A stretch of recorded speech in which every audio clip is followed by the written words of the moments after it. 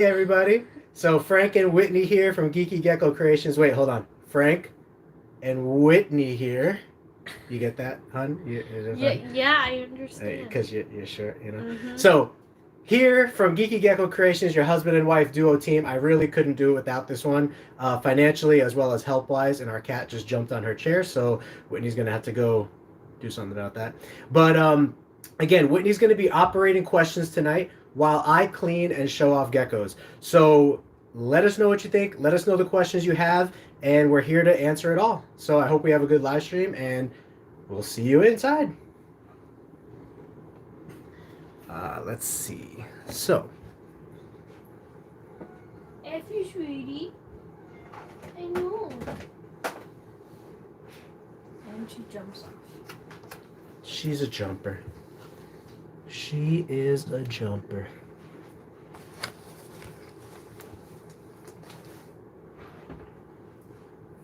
Do you want to look at the computer for questions or just... Sorry, I didn't think about that. Yeah, I should have set that up for you. If you go to my website, if you go to Geeky Gecko Creations on YouTube, and then you... the live should be up and running. You click on that, just make sure it's muted. So, what is going on? Oh, Geeky Gecko Creations has a little crown. That's pretty cool. Josh Isherwood, what's going on, Josh? Good to have you in here. Matthew, again, of course, wonderful. We missed last week, right? So I knew I couldn't do that 2 weeks in a row, even though I'm busy tonight again. I really didn't want to do that. So you have a fat tail gecko that doesn't eat and just stays in his hide. Fat tail geckos rarely will eat mealworms, so that would be my suggestion. Is their favorite thing is crickets. Try feeding them crickets. They could also be going into brumation and things of that sort. I would reach out to Luna Geckos and Huff's Herps. Luna Geckos and Huff's Herps for some expert advice on fat tail geckos. But I do know, and the reason we don't keep fat tail geckos right now is they have a little bit different breeding regimen and feeding regimen. And for now, while I'm growing the business, I don't want to take on that species at this very moment, but I probably will at a later point in the future. So I was researching them a little bit. Fat-tailed geckos might not eat if you're trying to feed them mealworms. They're mainly cricket eaters. What is a fat-tailed gecko? I've never heard of one. They are sort of like a leopard gecko. Looks so similar to a leopard gecko. Sometimes people mix them up, and even myself. But they are from Africa instead of the Middle East, and they're just a completely different species. So, getting everything lined up here. Can you see the questions and everything already, hon? Mm-hmm. All right, cool. So same thing as usual, guys. I'm going to show off some geckos here while Whitney cleans up a little. Reads questions. Let's see, what are we doing today? I'm going to start with some subadults. Subadult time. So Matthew says, Honeydew. Oh, this is cantaloupe. Honeydew's next. Sorry, go ahead, hon. Matthew says, I'm currently saving for a 1 to 2 group of red striped crosses. Okay. That's pretty cool. Red stripe is typically a pretty, high quality tangerine line. And there's basically 2 kinds of red stripes. One kind where the stripes go down the middle of the back, and the other kind where the stripes go down the sides. So pretty cool. I wonder which one you're getting. This is actually cantaloupe. Why can't cantaloupe get married, guys? Why can't cantaloupe get married? Why, hun? I thought they did. They can't elope. Exactly. Very good, Whitney. With 1 point for a joke I've already shared with her. If they can't elope, then they must get married the original way, right? Or they're fornicating. Yes. Okay. So Jason says, when do you start your breeding? Oh, good question, he Jason. knows, He knows that we're in Arizona, and he's in Michigan. So that's a good question. Leopard geckos, depending on the state you're in, they might sense the temperature pressures in the air, and they might go into breeding at different times of the year. But in general, what I experience here in Arizona, most of our females start ovulating around December through April. Start. So if a female starts in December, she's going to finish around April. But if a female starts in April, she's going to finish around September, October. So some of our girls that had a late start, including our Black Knights, they're still finishing up their season and laying eggs, and babies are hatching from them. But the bulk, I would say 90% of our babies, 90 to 95% of our babies have already hatched for the year. Because a lot of my females will tend to start ovulating in December, January, February. But to answer your question, keep track of when your girl starts to ovulate. As soon as your girl starts to ovulate, that's when you want to breed.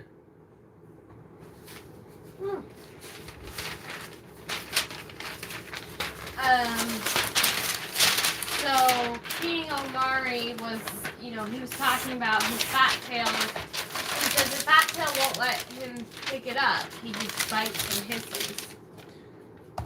Yeah, so if you have an aggressive gecko, one thing you could do is let it, find a way for it to crawl onto your hand like that.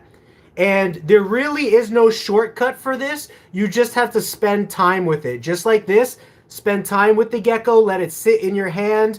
I really wouldn't suggest feeding it from your hand or anything like that. I don't think that's necessary. You can just let it sit in your hand, let it sit on your body, and practice that over and over again. And that will tend to calm down most geckos. Every gecko's different, right? Just like some people are more hot-blooded and, argumentative than other people are, more relaxed. It's going to be the same with geckos, but that's a little tactic you could use. All right, so Grassy Pete is a science teacher. Cool. Planning on brumating his pair over summer break. Okay. He says, do you think this will induce ovulation in the fall? This is Honeydew, by the way. What's his name? Grassy Peak.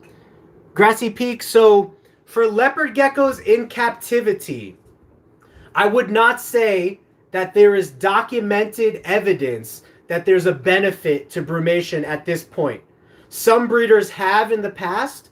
I would say 90% of the leopard gecko breeders in the hobby today, 90 to 95%, like almost every breeder in the hobby today does not brumate their geckos.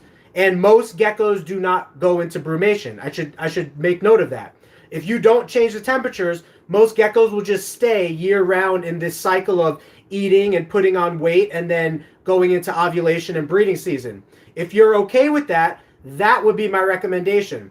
If you want to put them under for brumation, then usually brumation takes place at the end of summer. You drop the temperatures, you don't feed them anymore, just offer water, lower their temperatures to like 70, just give them water, don't really turn on their heat light for maybe 2 months, and then kick everything on and turn them into breeding. But again, I would not suggest that. There are some species that might benefit from temperature drops and brumation, but leopard geckos, I would say, is not one of those where it's really been shown documentary-wise to make a big difference.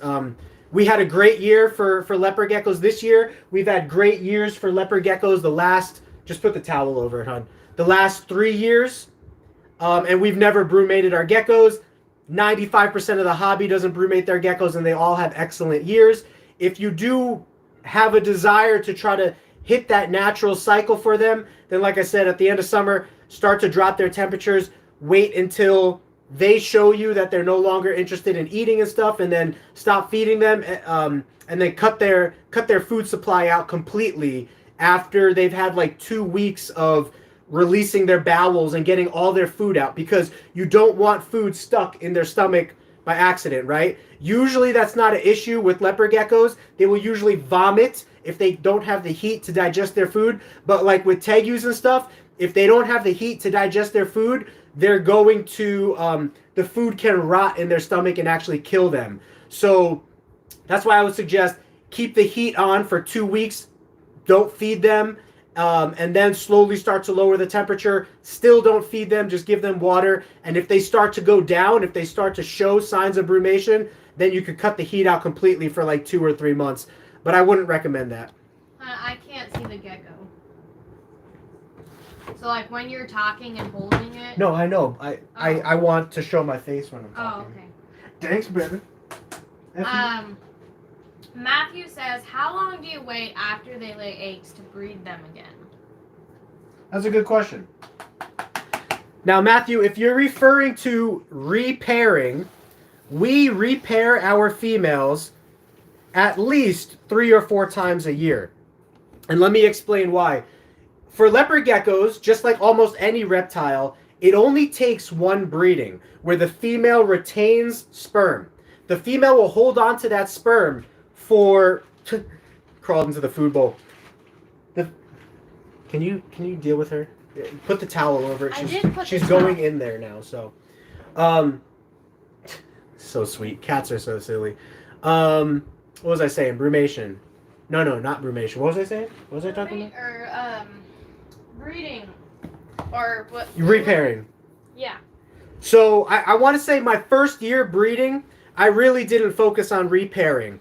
But as a simple mathematical scientific equation, the more thank you. The more sperm that a female gecko has inside of her, to me, the higher chance that she has to produce the most fertile eggs. So does a female technically need to be repaired? No. No reptile needs to be repaired technically. But we do it in the hobby to try to ensure better fertilization rates for the eggs. That being said, if a female starts ovulating, I will pair her and watch her breed. As soon as I see her breed, I will wait for her to lay her first clutch. If her first clutch is good, I won't repair her until after the second clutch. If her first clutch is bad, I will repair her right away. If she lays bad clutches, I will repair her after every bad clutch. If she's laying good clutches, I will repair her after every 2 or 3 clutches. So every gecko, whether she's laying good eggs or bad eggs during the season, will get paired at least 3 or 4 times back to the same male. All right. Hey, what's up, Apex Geckos? Apex! So they say, after how many years do you retire the breeders? Like he says, how long does he have to save up for honeydew? Well, we're going to be doing some documentation in our studies to show the last year that females tend to produce at. Ron Tremper's, I think it was his first book, he showed a data chart. Ron Tremper, if you don't know who he is, he's like the godfather of leopard geckos. He was around basically from close to the start of the leopard gecko hobby and helped it to become popular to where it is today. So, just keep an eye on her. Make sure she doesn't push tubs in and out. Make sure she doesn't go under that shelf. Got to watch the cat, guys. Cats are always getting into stuff. They just don't. Sweet, bless their hearts. They just don't get it.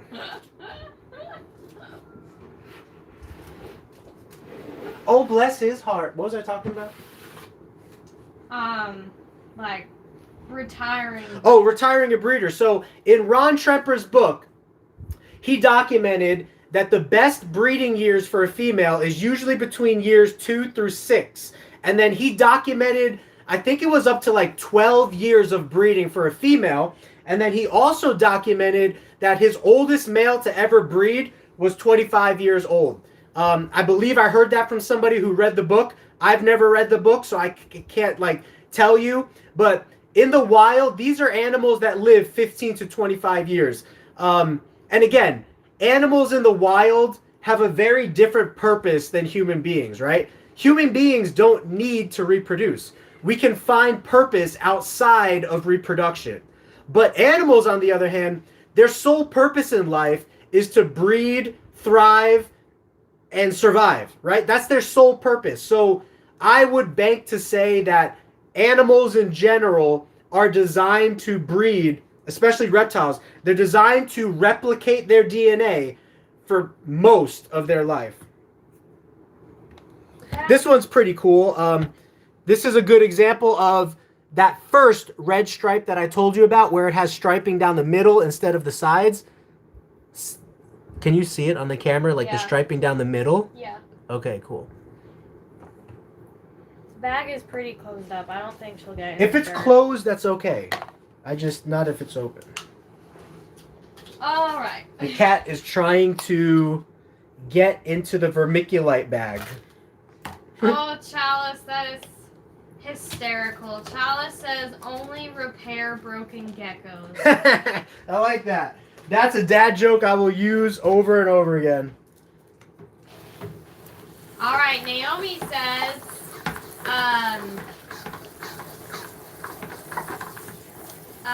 it's Naomi in 80 from NA Geckos. NA Geckos, cool. Yeah, I recognize the name. Yep. What's up, Naomi? What's up? What's up? Apex says he'll have to wait. He'll have to save. He'll have to save for 25 years. Well, we're gonna have babies from Honeydew this coming year. You know, so now you asked me the question personally. When do I personally retire a gecko? I personally retire a gecko when it's no longer genetically beneficial to the breeding operation, right? If it has children that replace its quality. But for geckos as nice as Honeydew, or as nice as Honeydew's grandmother that produced, Honeydew's mom that produced Honeydew, I'm still breeding Honeydew's grandmother 3 years later because she's an amazing breeder. And a lot of her grandchildren have not surpassed her yet. So as a grandma, she's throwing it down harder than some of her grandchildren because reptiles can do that and because she has amazing genetics. So the question for me personally, when do I retire? Grandma's throwing it down. When do I retire a breeder is when I no longer see a genetic benefit for it in my collection, Then I might sell it to somebody who wants to start a collection similar to the way I did, All right. I'm just gonna quickly say hi to people. What's up, Josh? Josh is and Frogs. Jason B. Jason B? Yeah. Jason B. Like Jason Bourne. Jason Bourne. Jason! I didn't know you were still around. I thought you died in the last movie. Nah, Jason can never die, right? Apex still has dibs. Dibs. You got it, Apex. Derek says, hi Frank, sent you an email the other day, new babies, but still haven't taken pics of the geckos I was going to show you. He says he only has a few minutes he can watch, and then he has to put the kids to bed. Okay, Derek, I will check out that email. I apologize anyone who's emailed me. I'm a couple days behind on emails, but I always plan to get to everything, whether it's sooner or later. So appreciate your support, my man, and yeah, the kids, they need to be put to bed. That's something that needs to happen. I need to see if Effie needs to be fed. Maybe that's why she's acting like this. Oh, okay. Our moderator's leaving for a moderate period of time. Ooh, while she leaves, who is this? Oh, this one doesn't have a name yet, but this one's definitely very worthy of a name. It's very like tangerine and green with purple, so it's pretty cool. The pattern on this one. So if you got any name suggestions, Mango's pretty cool. Yeah, drop some name suggestions in the chat. Yeah, that goes right along with everything that Brooke does, which is she names all our geckos after fruit and vegetables.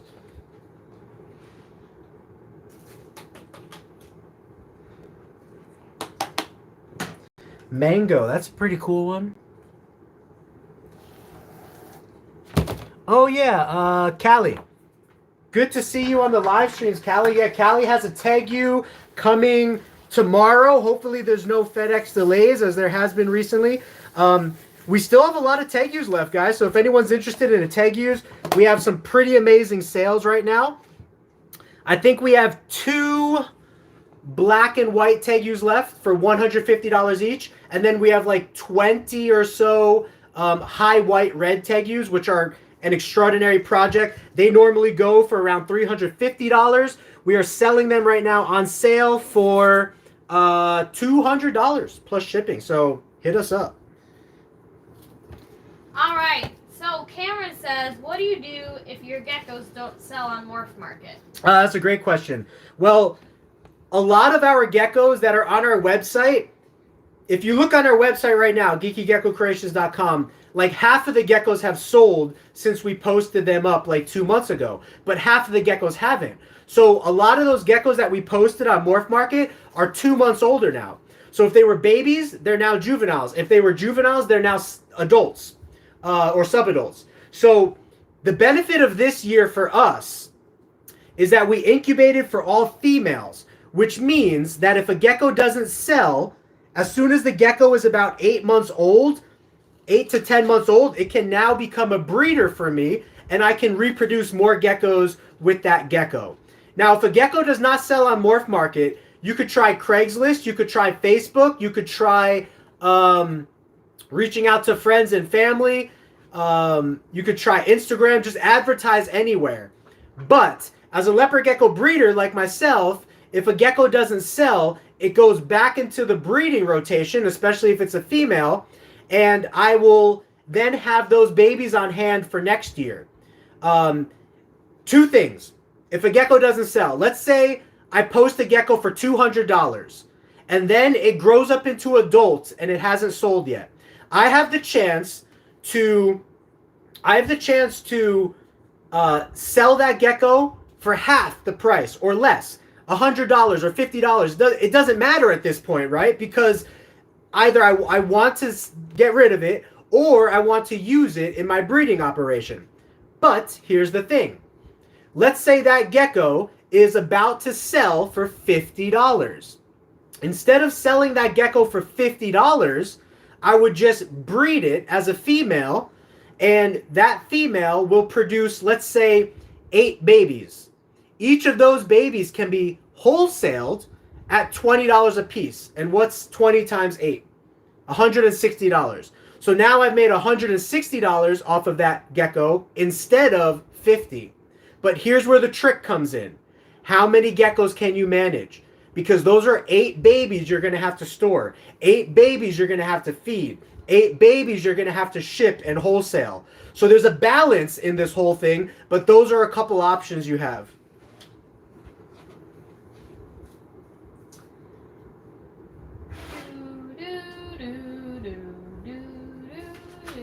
Oh, is there more questions? Alright, so Naomi says, we just ordered a Pied Galaxy for next year. Cool. Our season's ended this year, so we're shopping for new morphs. How has your season been?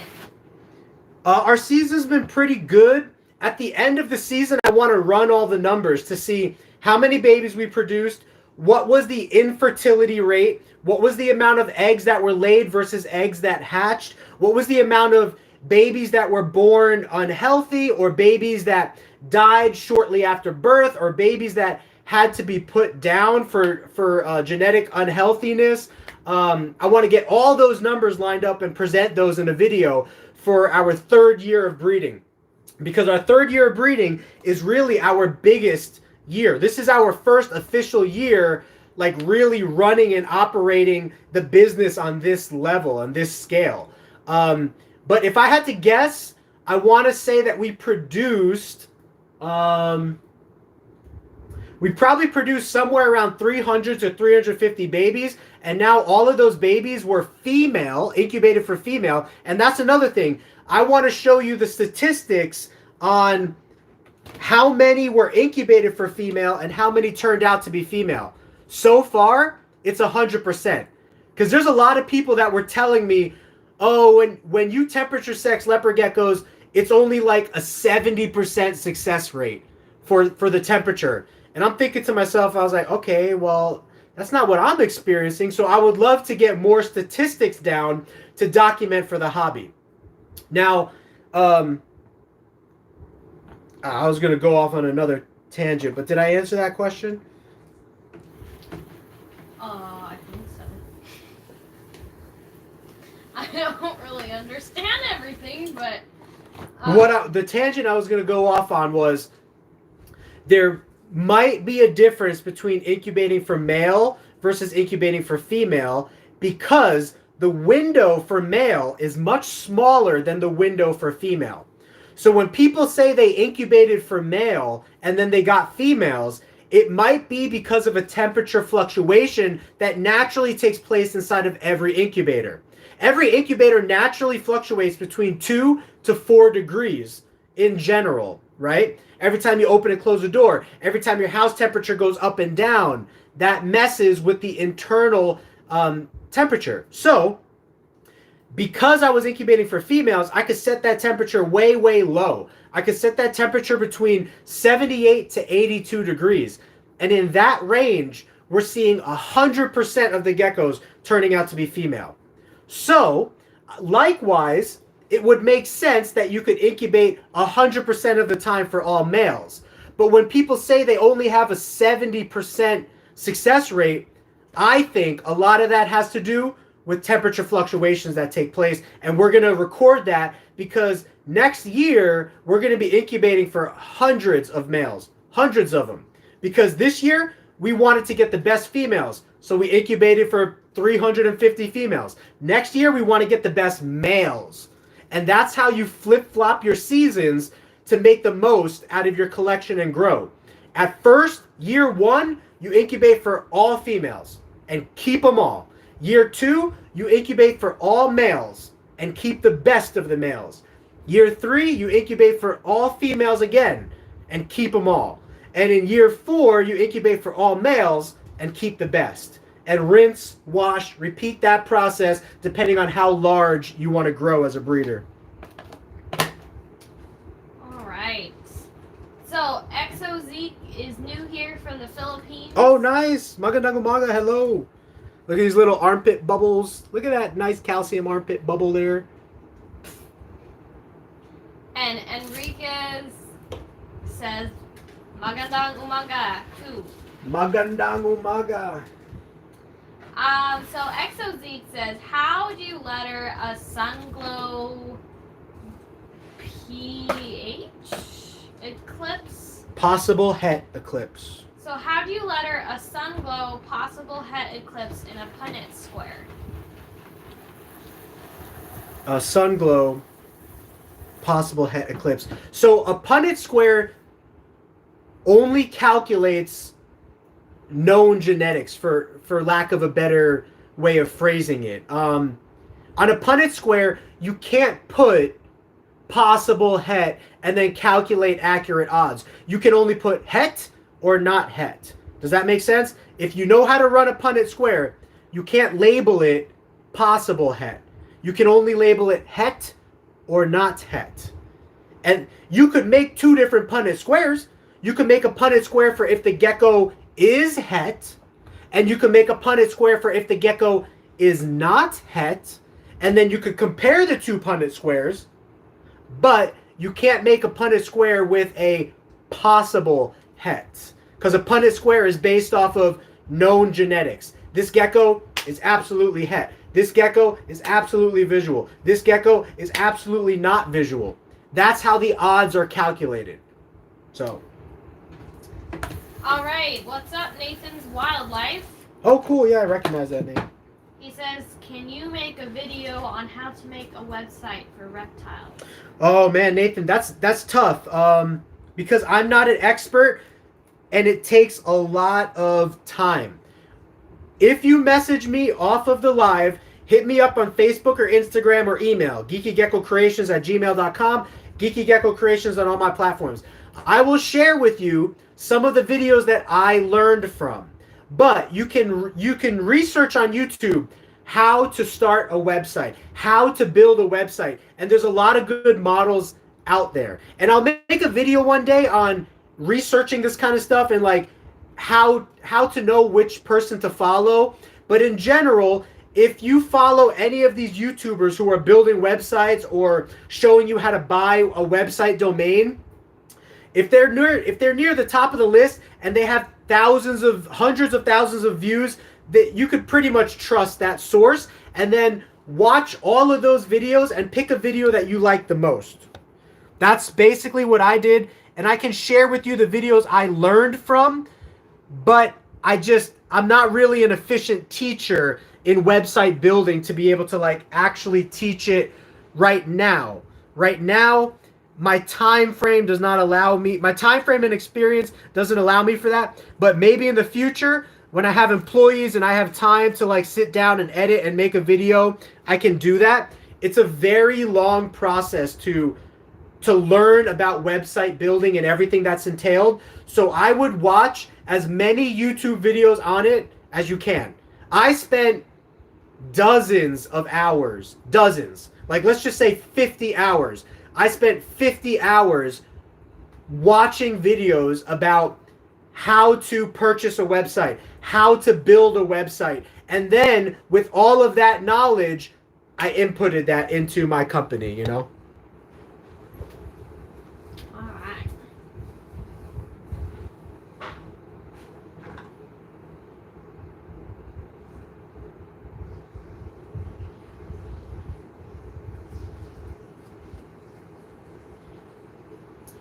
Alright, we will get to you guys in a second. Please hold for a brief commercial break. Please watch this gecko, courtesy of Geeky Gecko Creations and Effie Associates. Alright. So Naomi said, what? Water? Thanks. Naomi says, what temperature did you incubate at out of curiosity? We did ours at 28 degrees Celsius. So I operate at a Fahrenheit, and this year I incubated for all females. We incubated, I set the incubator for, now, for incubation, here's what I would recommend.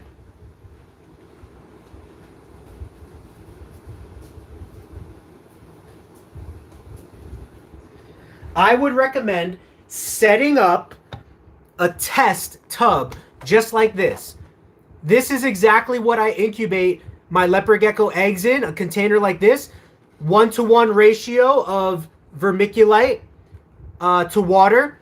And then I put a thermometer in here that reads the temperature. And then I close this up. And then I put this in the incubator in multiple locations.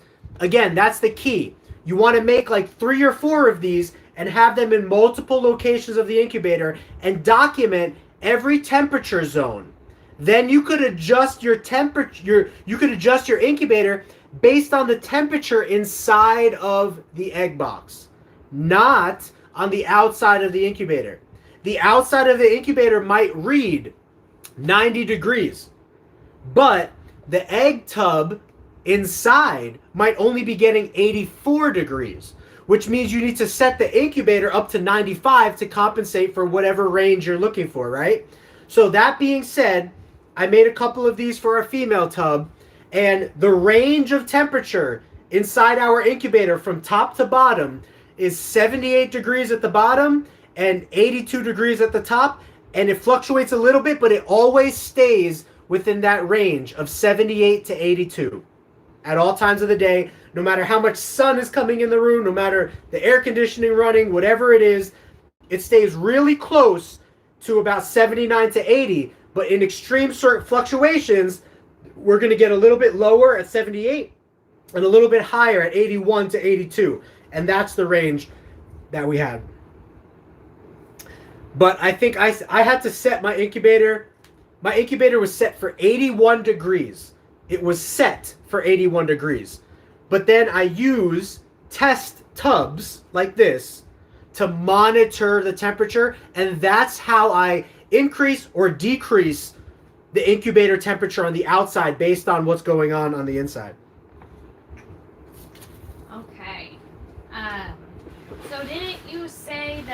armpit bubbles were calcium? Yeah, I said they're calcium, or some people call them fat bubbles. Some people call them calcium bubbles. I don't know if it's ever been scientifically tested to prove one way or the other, but it's something like that. I used to always call them fat bubbles, but I have some skinny geckos that... Could be skin bubbles. That I have some skinny geckos that have them. So what most people theorize is that it's an over supplementation of calcium, and somehow it causes that to build up in their armpits. That's the theory anyway. I don't really know if there's any scientific studies to back that up or where those scientific studies are, but that's what a lot of people claim in the hobby. All right, so Cameron says, do you have any interesting projects you're working with right now? Oh man, we got a lot. You guys gotta please check out our Instagram for interesting projects, because Instagram is where I daily post pictures of stuff that we're interested in. We're hatching out some pink geckos from a fasciolatus line, so I'm working on some pink stuff. If you look at the thumbnail of this video, there are fasciolatus geckos that we're hatching out with extreme blue on the top of their head. Every gecko has blue on the top of their head. You can see it better in transparent geckos like snow. But because the fasciolatus is such a very transparent gecko, you can really see that blue and pink and purple hues coming through. So I'm really interested to breed fasciolatus with white and yellow, with black knight, that kind of stuff. So pink and purple and blue fasciolatus, black knight project, our lemon frost project where we're trying to create a clean line. And so far we're looking at dozens of geckos that don't have any issues. So I'll keep you guys updated on that. Our tangerine geckos, we're trying to get more and more bright orange and also green tangerine geckos and just create some cool wonky patterns, some red stripes. We also have some really cool empty back white and yellow stuff where the back is completely highlighter yellow, bright yellow stuff. And you can check this all out on our Instagram. There's a bunch of cool pictures on Instagram. All right. Awesome. Apex says they'll be an employee as soon as they can drive. Nice.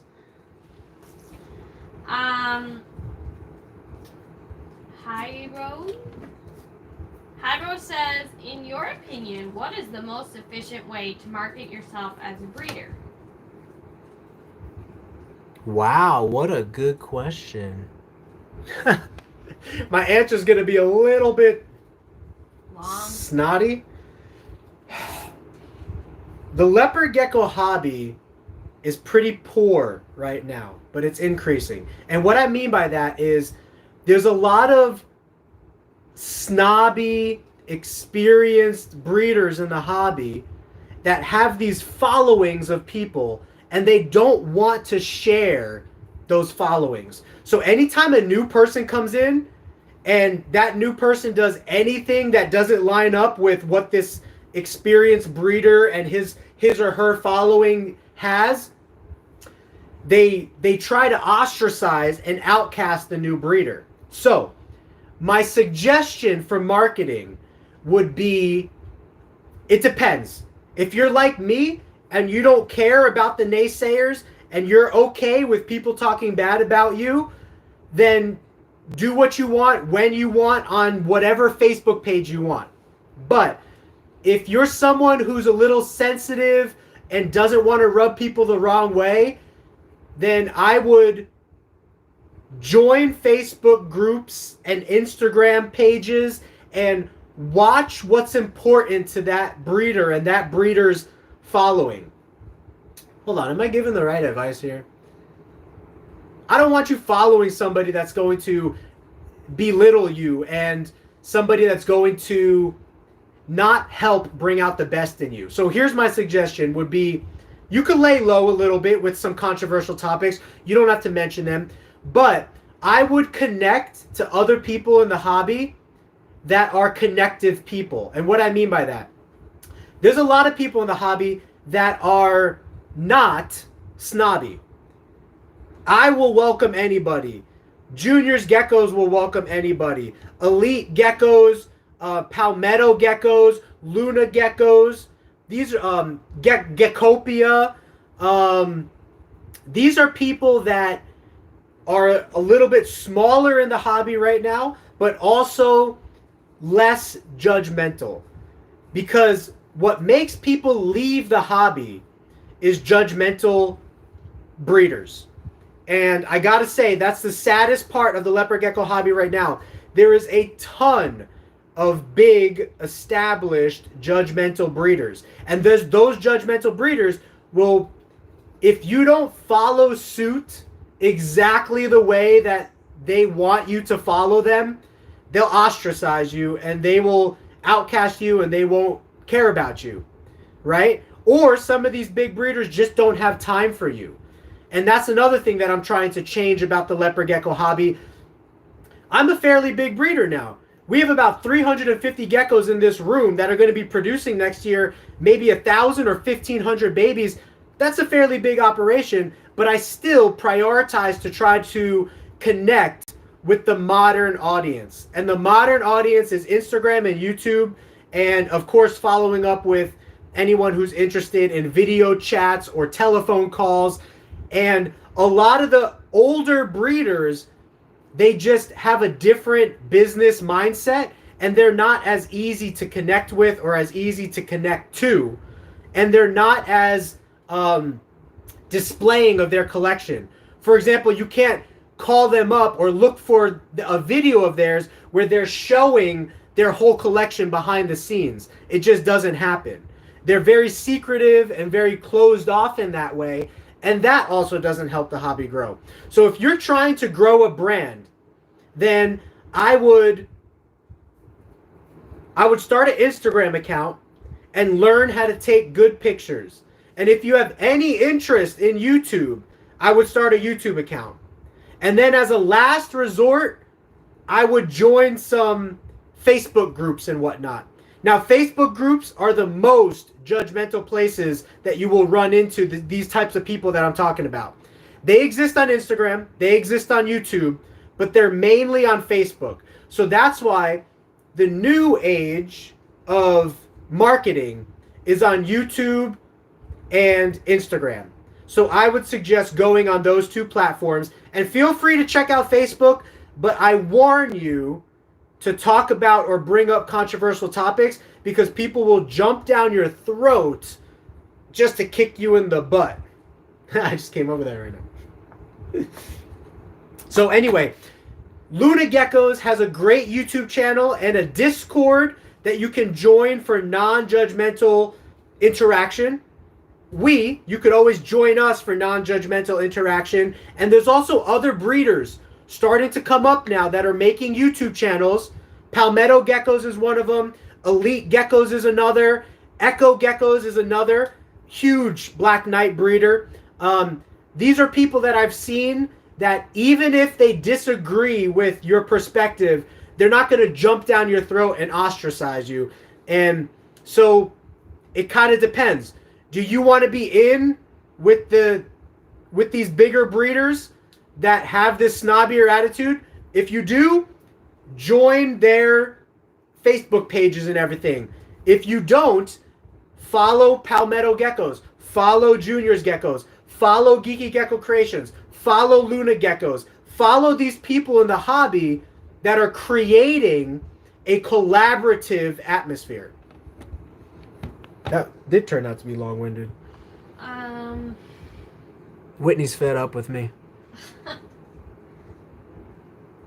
She doesn't like when I talk down about the big breeders.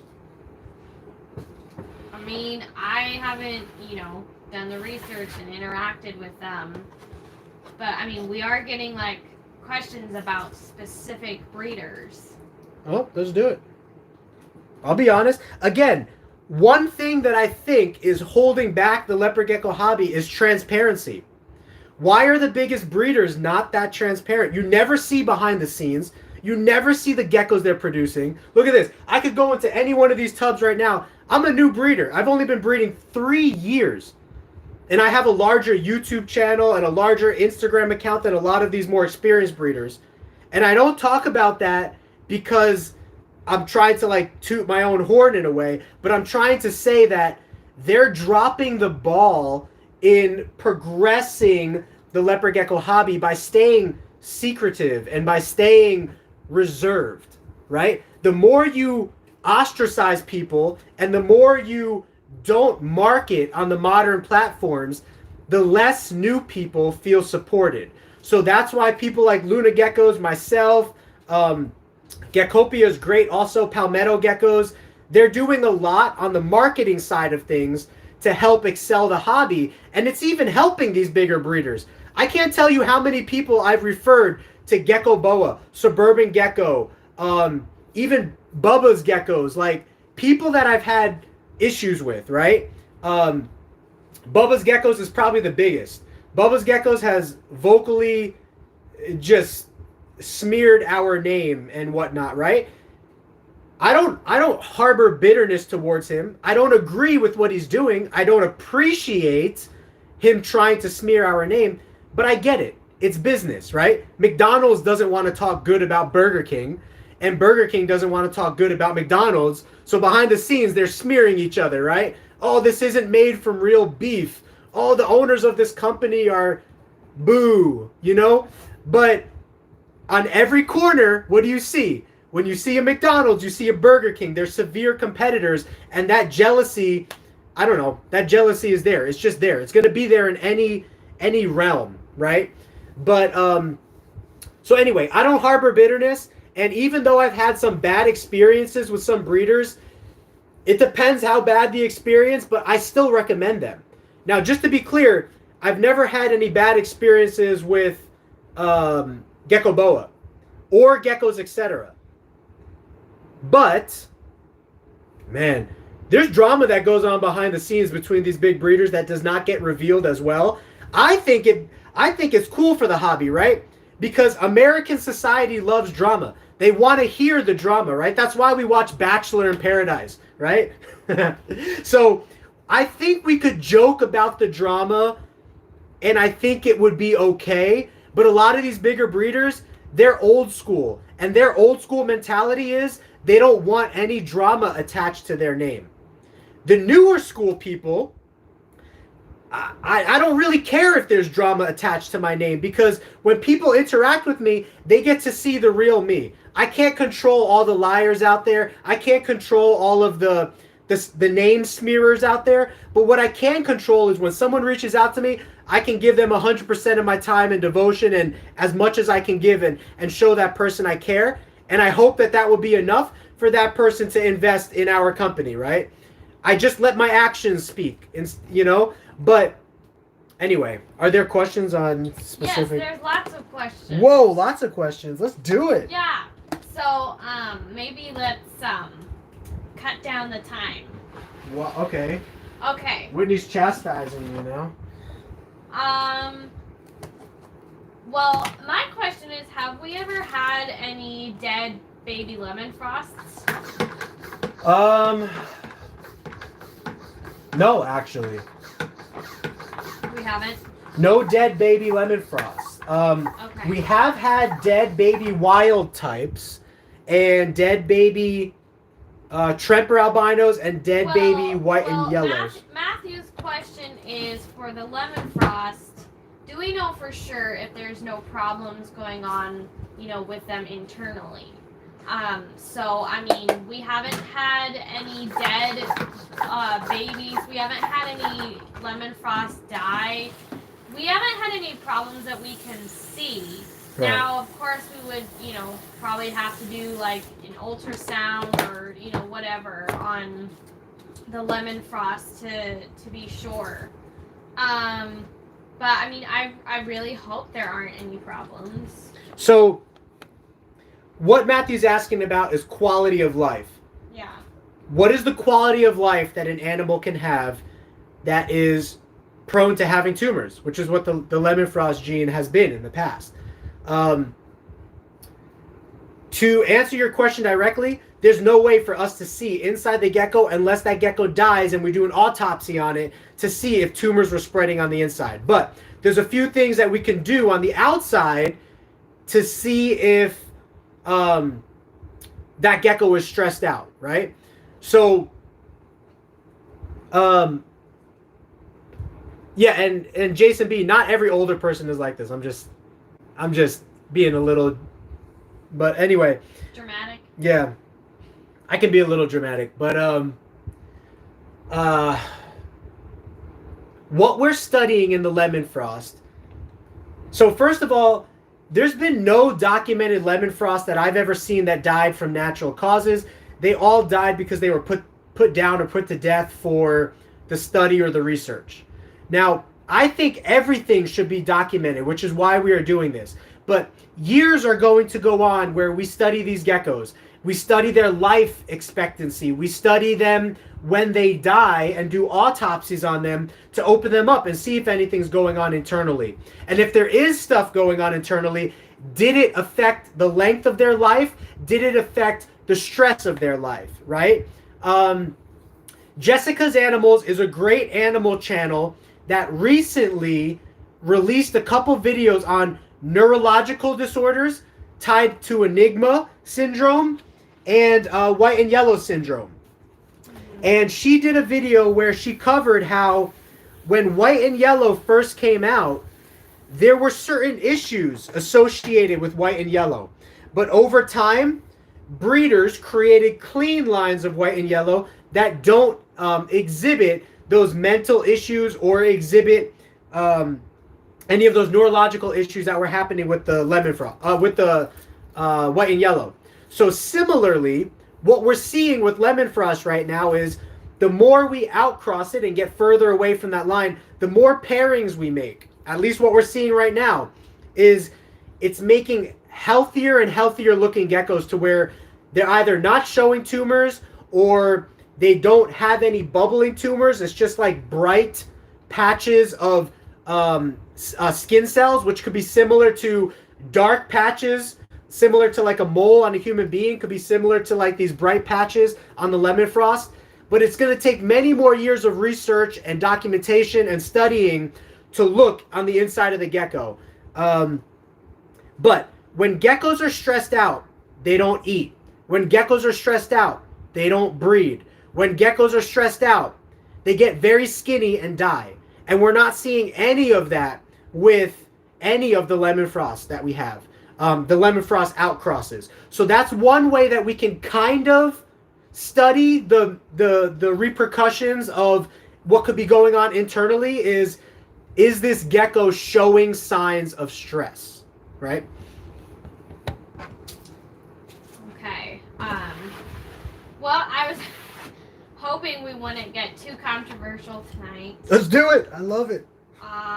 That's why we watch Bachelor. Whitney's filtering the questions, deciding if she should ask. No. Oh, no. Look at this white and yellow. Very, very faded. Pretty cool. It's like really, really washed out, right, in white and yellow. And this is the benefit of being able to produce in large numbers. You can get a large variation of genetic responses. It's pretty cool. So. Well, Matthew says Jay is one of the nicest and most honest people he knows. Who's Jay?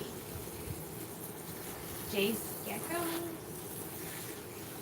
Jay, I'm not sure, Matthew. Who is Jay? Okay. Let me see if there's some context to this. Yeah, check out the business name. Jay. All it says is Jay. There's no blue or That underline. might. I think Chris is the owner of Suburban Geckos. John is the owner of Gecko Boa. Suburban Gecko? Suburban, yeah. Okay. Alright, kind of getting away from controversy. Well, Panagiotis says, how many people are breeding in your country? Oh, we have hundreds of people breeding in our country. Hundreds, if not thousands. Leopard geckos is still, I want to say, top 3 selling lizard in the whole United States. So the top 3 are bearded dragon, crested gecko, leopard gecko.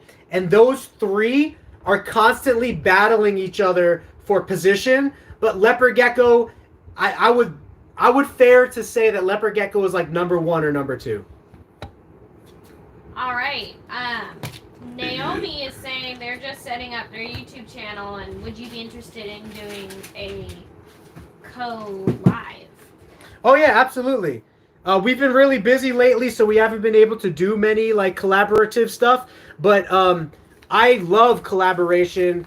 I would love to be on people's channels. I would also love to have people on our channel. So however it works out, we can definitely figure that kind of stuff out. Just stay in touch with us.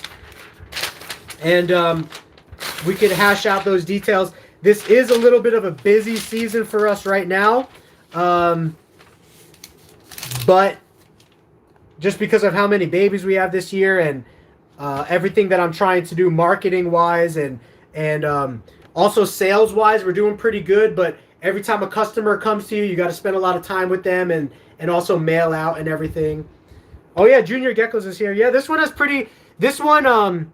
Definitely a holdback Tremper Tangerine. Has some pretty nice carroting going on. And also some nice bright orange hues going on. So I think Palmetto Geckos said it a little while ago. In the same way that everyone's trying to get an all black gecko, I still really, really admire an all orange gecko, an orange/red gecko. So that's one of our goals here with our breeding projects, is to keep that carrot tail going more and more and more, and you know, make an all orange gecko. So. Oh, I think they're talking about Jay from Echo Geckos. Oh yeah, Jay from Echo Geckos is great. I never had any issues with Jay. I said that he's one of the people that will not give you issues.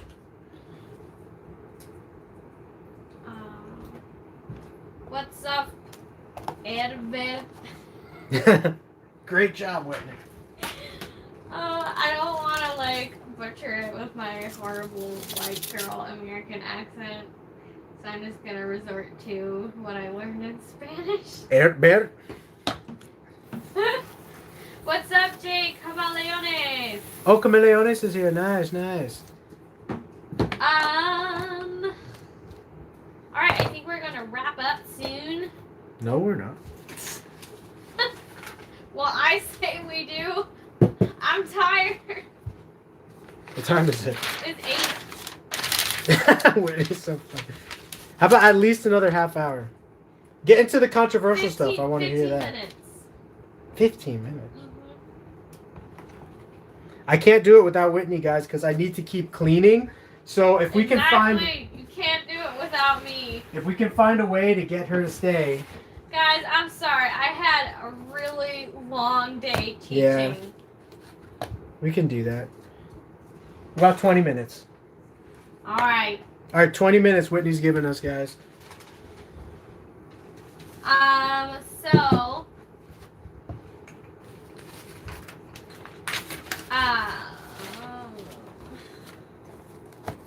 Lost my place. I'm tired. Oh, man. This one is so orange. So orange. Again, there's another sign of that first red stripe type where the red stripes go down the middle of the back. And then there's another type of red stripe where the stripes kind of go down a little bit more the sides of the top of the back. But this one is definitely turning out to be pretty nice, like darkish orange with some cool green and purple locations, and then of course those red stripes. So I just passed up an eclipse just in the last one that I showed. I'll probably get to some as I keep cleaning here. So Apex says, did you ever get picked on because of your hobby? Did you ever get made fun of? I mean, Whitney makes fun of me. Well, I mean, before we, knew and kind of decided that this would become a business, you know, I would like, I didn't understand the hobby, you know, because I was new to it.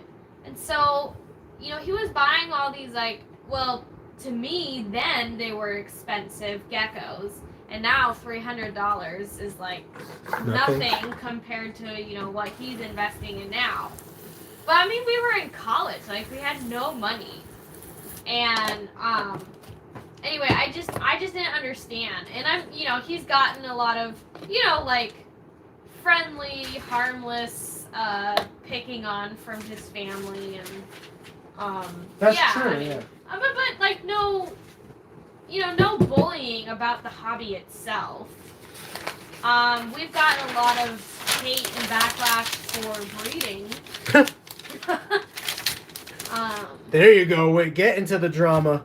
People love drama. I'm not gonna get into that right now. Whitney doesn't want drama right now, but I'm too tired.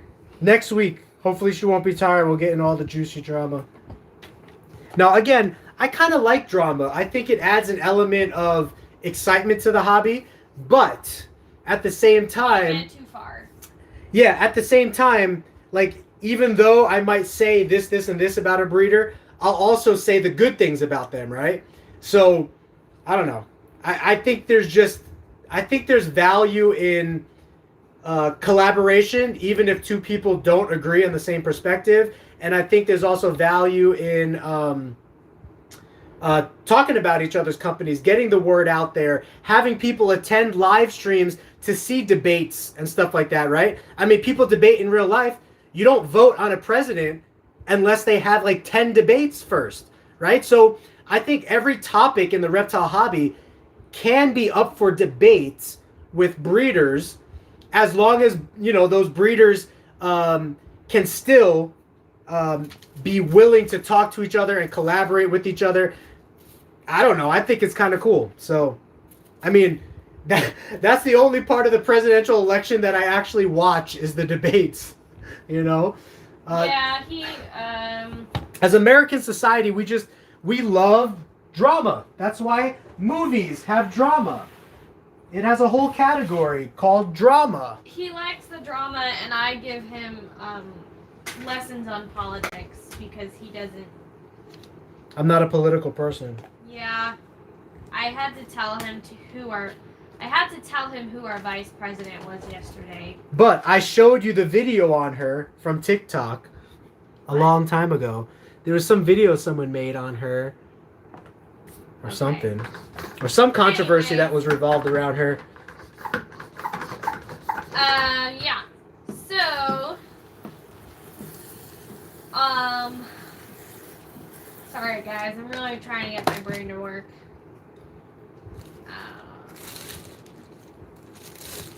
So what happened today was, so I use a voice amplifier for teaching music because, you know, I teach the kids xylophones and drums, and so they were doing those today.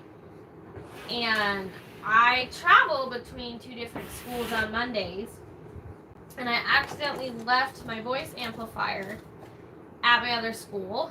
Real quick, here's an eclipse. Tangerine. So a raptor, for anyone who's... You can see the red eyes. Go ahead, hon. And so, I got to my other school, and I was like, oh crap, I don't have my voice amplifier, and I wouldn't be able to teach because I have a loud drum track going, I have loud kids, I have loud instruments. You know, I would just like lose it. I'm just picturing you with a voice amplifier. I never pictured that before. So you actually teach with the voice amplifier, like a PA phone or something? Well, what it is, it's like a pop star thing that goes on my head, and then the microphone like comes to my mouth. Oh, okay. So I had to drive back to my other school, get my voice amplifier. Then I had to go to a 5th grade classroom and pull some challenging kids for some one-on-one conferences. Confrontation? Conferences. Conferentness? Conferences. See, Whitney likes confrontation. You heard her say it. I can't, guys. I can't.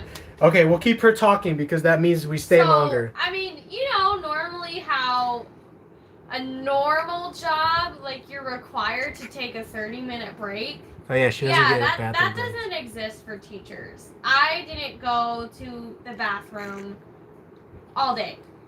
So on Shark Tank, they actually have this new invention. It's called the Teacher Diaper. Oh, I'm not gonna wear a freaking diaper. Just kidding. Oh my gosh. No, I went before I left the house. Yeah. And then I went when I came back home to the house. So that's like 10 hours later? Uh-huh. Why didn't you go after school ended? I had no break all day. It was... Yeah, Whitney's schedule is pretty... Yeah, teaching is pretty rough. I mean, it's like doing a live stream, but for 8 hours and having little kids run around at the same time. So I definitely give her credit for that. Definitely not like doing the live stream. But thank you for trying to sympathize with me. Yeah, I do. Okay.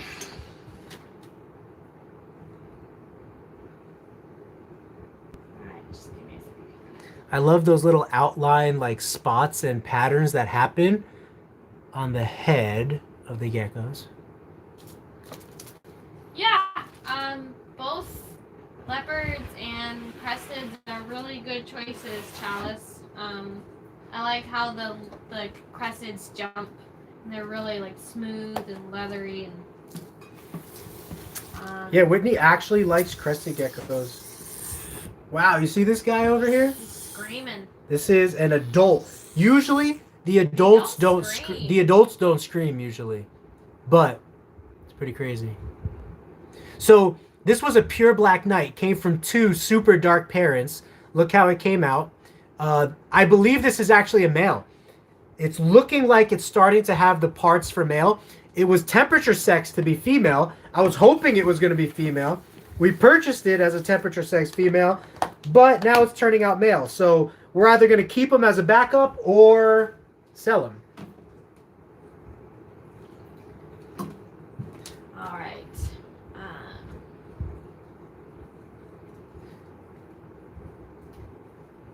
Cameron says, which albino do you think sells the best out of the 3? Well, this is always a debate in the leopard gecko community, but Tremper has been around the longest, so Tremper is... Someone asked how much for the Black Knight. I'm not sure. Message me on Facebook or Instagram, and I can continue that conversation with you if you are interested in that Black Knight. I probably have to wait a couple months at least to see if his boy parts fully come in. It's kind of looking like an in-between right now, but it's looking like it's going to be a male. It's still a really cool male. It still has the genes for Black Knight, all those locations in its DNA that code for darkness, so it still has the ability to produce darker animals. It's just not as dark as our current male. But we might want to keep that one as a backup just in case anything happens to our male next year before we make more males. But you could hit me up and always feel free to chat, and I could always sell it to you next year after we make more males and don't need him anymore. What was the question I was answering? Oh, so Tremper sells the best because it's most popular. And then after that, Bell is most popular after that, and then Rainwater. I think the alluring thing for Bell and Rainwater is that it creates a little bit of a different color palette and color tone in general. I mean, it's very, very similar, but there are like minor differences that people are playing around with and trying to tweak with the Bell and the Rainwater. And because they're a little newer, it gives people some projects to work on for Bell and Rainwater. But we work with only Tremper here right now. In the future, we'll probably get into some Bell and Rainwater stuff. But for now, I just want to make the best Tremper stuff. But Tremper is still the most popular selling gecko, whether it's on purpose or by accident. Because most people who buy a gecko, they might buy a gecko that's a Tremper albino, and they don't even realize that what the significance of Tremper is because it's their first gecko. But yeah, Ron is a legend. You know who Ron is, hon? Just shows you could be a legend and some people still don't know you. I said he's the godfather of leopard gecko. Oh, well, when you just say Ron and not Ron Tremper. Ooh, guys, we got a cool one. We got an awesome looking one. This was actually almost the thumbnail of this video because I really, really like the head pattern on this one. But the way all those words are on our thumbnail, you couldn't see the head pattern. So I was like, oh, I'm going to make a different gecko.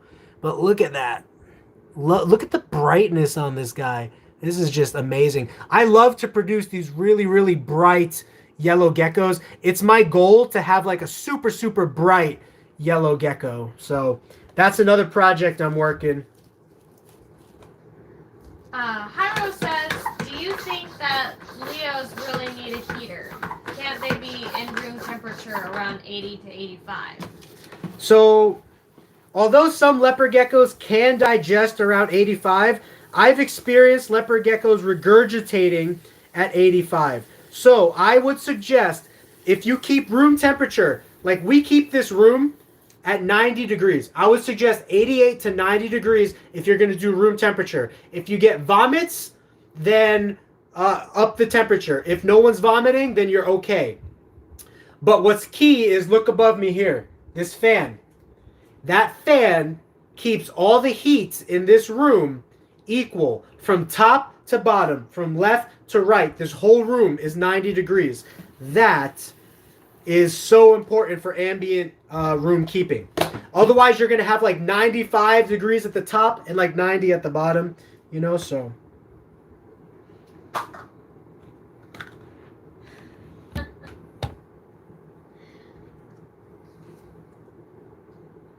Naomi says, do you have any pied to show us? No pieds. No pieds yet at this point. If and when we get into pieds, I'm going to breed Black Knight into it to create some panda stuff. But for now, no pieds. For now, I'm just making the best orange stuff I can. The best yellow stuff I can. The best Black Knight stuff that I can. And all combinations in between. The best lemon frost stuff that I can. The best fasciolatus crosses that I can. Fasciolatus, I think, is going to be huge in the hobby moving forward because it brings out those pinks and purples and blue hues to the gecko. I think there's a lot to play around with there that's going to be super, super fun. Jason Bourne says JB. he got into the hobby because he wants to be like Owen Grady in Jurassic World. He wants to raise some dinosaurs. Exactly, and leopard geckos are like little dinosaurs. Look at this little one, guys. It was born with the backwards foot. I didn't even know if it was going to make it. And look at it thriving, doing fantastic. Really great. When I looked at the belly of this gecko when it was younger, it was like all black. Like the gecko had like blood clots. It really concerned me. But man, this gecko has just... It fought for its life. I mean, it wasn't even that big of a deal. It grew up normal. It grew up fine. That just shows you like the genetic strength of working with reptiles. It's awesome. Mac and cheese. Okay, anyone who watches Shark Tank, if you have seen that episode where they invested in a company called Mac and Cheese, C-H-E-E. It's a mac and cheese company that has started to blow up around the country in different areas. And they create all kinds of unique grilled cheese sandwiches. It's really, really cool. I hope they bring one to Arizona if they don't have one out here yet. Yeah. I talk smack about Frank all the time. You know, he's like, oh, I want to buy this $500 reptile because it looks like a dinosaur. It's going. It dropped. Oh, you got it. That was so 5 seconds ago. It's the lag. Well, I'm sorry. It's not my fault. You can ask those questions. Yeah, tell them about my latest endeavor with you was I was trying to get Whitney to say yes to a Leachiana's gecko. locally. And if I buy a Leachianus gecko locally, it's like $1,000 or more dollars. They're pretty expensive.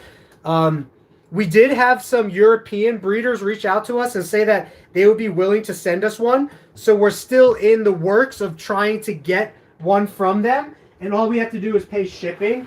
But yeah, I can only focus on so much right now. My focus is going to be leopard geckos #1, ball pythons, and tegus. Those are going to be the 3 species that I focus on breeding until we expand and like have our own store or warehouse or location to where we could breed more species. I could hire employees to manage other species, you know.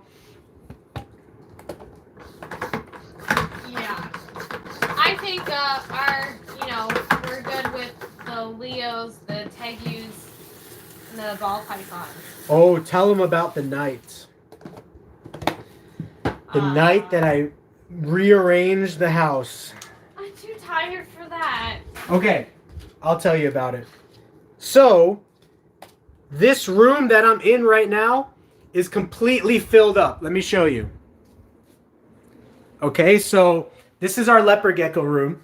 You enter the leopard gecko room, you got... Are you covered up? Whitney's unbuttoning her shirt and stuff over here. So I'm good. So you got leopard gecko adults all on this side. And then now we have leopard gecko babies, juveniles, and subadults all on this side. So since we've run out of room in this room, I have now created the office that I had where we had like some odds and ends reptiles and stuff. I kind of got rid of all those reptiles, opened up the space, moved the desk into the living room, and now officially we have a 3rd room that we could use for ball python extension, or probably what it's going to be is leopard gecko extension. Thanks for This one's that information. Yeah, this one's actually for sale on the website right now. I increased the price because look at the pinstripe lines that it has. Amazing. If nobody buys this, I'm definitely breeding it. But, well, would you rather me not say something? Okay, it's kind of like, this is, guys, tell me this is not the most awkward conversation you have to have. And this happened to me recently, so if the person's listening, I'm not going to say who you are, but I hope you can have a good laugh at it. I mean, it happens to all of us. So when guys run into another guy and their fly is down, it's like the most awkward thing to like have to bring up, but you just kind of have to like casually bring it up because you don't want them walking around the whole day with their fly down. So happened to me recently. Some guy purchased a reptile from us, and he was going back to work and stuff, and his fly was down. So I was like, that could be a big situation. So I told him, I was like, hey, sorry, your fly's down, but it's just an awkward conversation. What kind of stuff like that do girls do with each other? Like, hey, your boobie's out. We're not gonna talk about that. I wouldn't know. So I mean. Moving on. Move on to the gecko drama. Okay. Davy Boy, definitely mealworms. We've just had the most success with them. Waxworms are very fatty. Crickets are just very smelly and noisy to keep. Yeah, they die quick. Mealworms, we can just keep them in the fridge for like 3 months. They're not going to, turn into beetles. Just sprinkle some calcium in there and binate, and they're good to go. What was his question? What we prefer to feed? Yeah, crickets, waxworms, or mealworms. Oh, mealworms all the way, 100%. For a breeding operation, mealworms can be kept in the refrigerator at 45 degrees for 3 months. They don't need to be fed any food or any water for those 3 months. You just pull them out of the fridge and feed them to your geckos, just like we're doing right here. My phone is dying, which is good for you because you're probably going to say, oh, we're going to end this stream. Guys, I normally am excited. She's tired. Can you grab my charger, honey? No. Please? It's on the wall. Could tell Whitney's tired when she What starts wall? yelling at me. The bedroom wall. I would love to stay with you guys, but without Whitney reading the questions, I can't clean. Like, I can't do the cleaning that I need to do tonight. And I've been staying up till like 3, 4, 5 o'clock in the morning cleaning geckos. And I'm trying to narrow that down and go to bed by like 11 or 12 o'clock and start a normal schedule like that, because it's really starting to affect me, you know, going to bed that late. And so I'm trying to change the schedule of things. So I hope you guys understand. I owe you guys a live stream because we missed last Monday. So as soon as I'm getting caught up with work and stuff with the geckos. So maybe Tuesday night or Wednesday night or Friday night of this week, I'm going to try to do another live stream. And we could do that as well. So get your last questions in now because Whitney's going to be cutting us off here soon.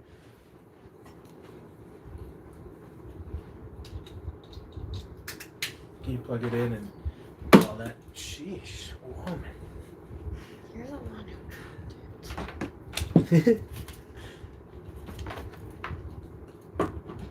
dropped it. What we can do, yeah, go ahead. Just plug it in. I'll do this part. Plug it in. Plug it in. Okay, there we go.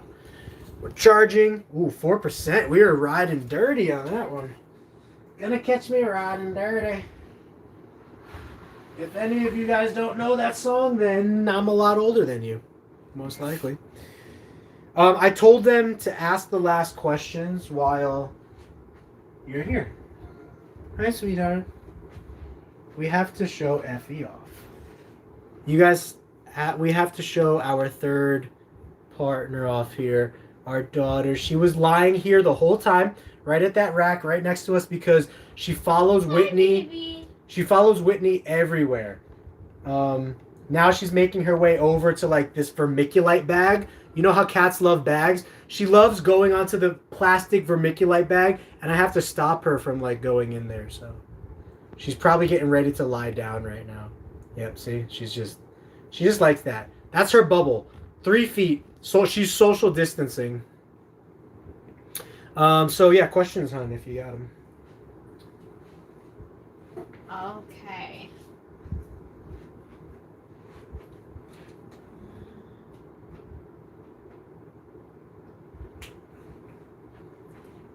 You got any dramatic questions I could rant on for like an hour? No. So Davy Boy says, how old do they need to be to sex?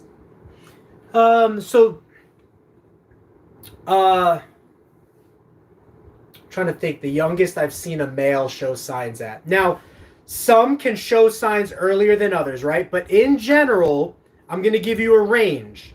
In general, you're looking at 3 to 5 months before you can verify the gender exactly. That's to my current experience level. I've never focused so much on like telling the gender right away because I always let the geckos grow up. But next year, we're going to have hundreds of males that we're producing. And I'm going to record or try to record when I start to see signs of gender on all of those males. Is it 3 months? Is it 4 months? Is it 5 months? And then see what the average is. But you're looking about 3 to 5 months because we were breeding males. Our lemon frost crosses, they grew up fast. They were breeding at 6 months old already. Big breeders, big animals, fantastic at 6 months old, ready to rock and roll. So I would say for, you might have a late bloomer for a female or a late bloomer for a male. So you kind of want to wait until you know absolutely. So until you know absolutely is probably going to be around that like 5 to 6 month mark. But you could probably see signs on some geckos as early as 3 to 5 months.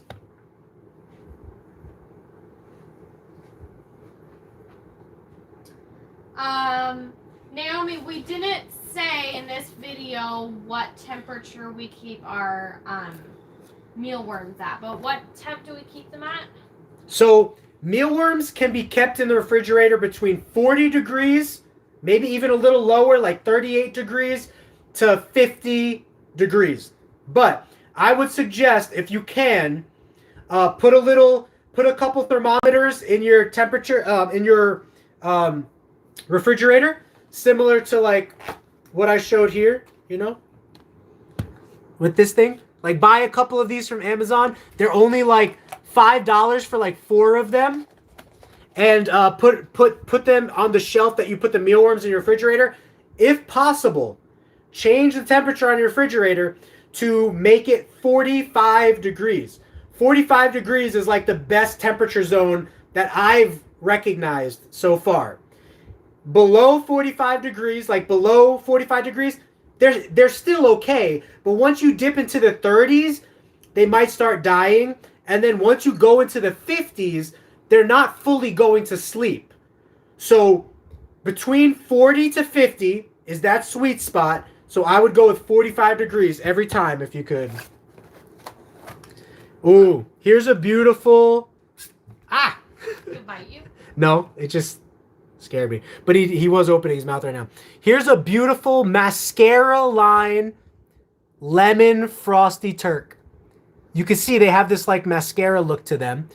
So as you can see, they're not that old yet. They're not old enough for us to look for like tumor signs, but none of them have any signs yet in generation 4. And we have probably, I want to say 20 visual lemon frosts that are in generation 4 that we will be observing this year to see if they develop suspicious spotting or anything like that. But really cool. And this is specifically the ghost version, which if you see me talk about it on Instagram and stuff, the ghost version is a version that is a little bit more pale. It's like a pale lemon frost. It's really cool.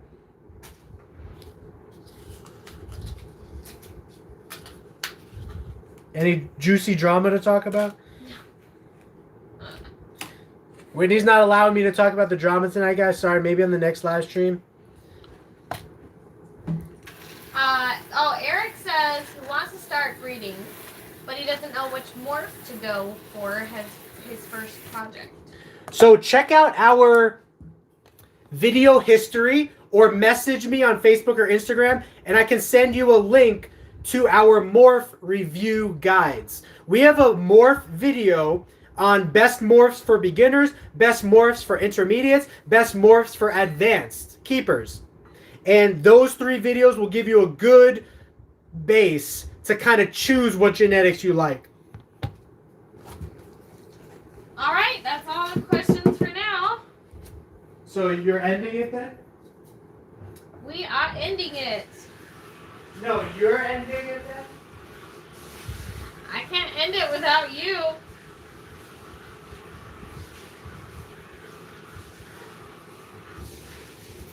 You're ending it? We're ending it. You're cutting me off? I gave you 10 more minutes than I said. It's 8:30 now. See what Whitney does to me, guys? She remembers what she said, and then she holds it against me. Okay, well, come over here. We'll say goodbye to everyone. Let me... Guys, these little disposable cups, they're the best. It's what we use now for sure. They're only like 3 cents each for this size, 1 cent each for the baby size. It's amazing. As soon as I move, she takes my chair. That's so funny. Whoa. I was going to have him say goodbye with us. So, all right, guys. Well, this has been a great live stream again. I do want to stress that even when I talk about controversial topics and kind of dramatic stuff, it's all in good fun. I don't really hate anybody. I'm not bitter towards anybody. I think that there are some pretty negative people out there and negative things that have been said and done to me, but it's not my desire to like do these negative things back to other people. I think it's kind of cool to talk about controversial topics. I think it helps the hobby grow. It helps the average keeper like you guys be in tune with different breeders in the hobby and what breeders are saying about other, specific morphs and problematic morphs and all that kind of stuff. I think it's just really, really great to promote for the hobby. So I welcome debate. I welcome conversation with any of the big breeders. So if you got any big breeders you like, or if any big breeders are listening, you can contact us. We'll set up a live stream and have some cool conversations about some cool topics, controversial topics, promote each other, show the love, whatever it might wind up being. So, Frank and Whitney, I guess we're going to sign out for now, guys. Like I said, I'm going to try really hard to get you an extra live stream this week to make up for not having one next week. But until then, we love you guys. Thank you. And have a geeky gecko great day. Love you guys. Peace. Did you make that noise?